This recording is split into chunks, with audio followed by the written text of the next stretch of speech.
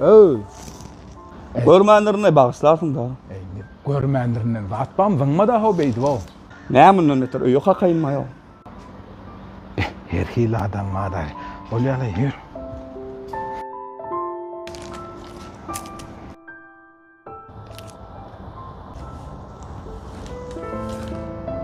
Ay oğlan zıngma da näme üçin musurun aşakdyň ýaň? Näme bolup durgençe bir wafling daşydyr da näme bolýar şu? Şey dawa eder ýaly. Kerwiriňiz bir wafling daşyndyň saňyz musur bolýar da onuň. Tuğrun goňşular bilen umşur ýaly halyk neýle.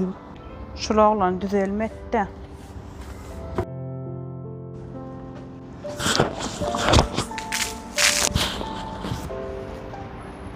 Ey, kırfumur sepmeden ne hili adam ol sen o. Näme goňş hondan fram bolýan talqynlarsyň da şu gyrgyn howada. Kirfu diýip bi. Be. Her hili adam bar ay.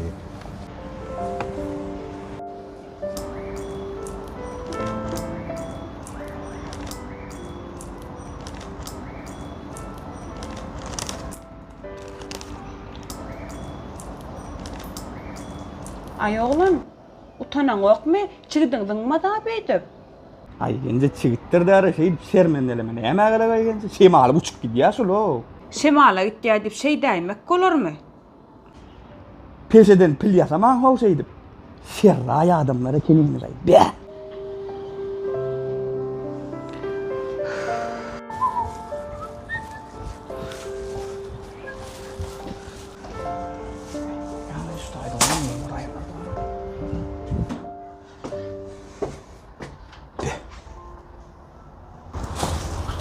Evet, naş taklın gidip bir ağın. Hiç yere olacak geliydi. Gel. Aha, gel goňşy. Komşu, Ha.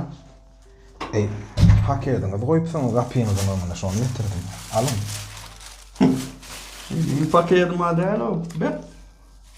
Giýma ya goňşy. Mene sen kapyňy musur paket goýanmy sen ýygyny amur kalbata. Näçe çörek nahar şorlu gelýär goňşy. Ay, her kim komşusunun kapısına içinde ne emeti var olsa şo zat bilen var ya da.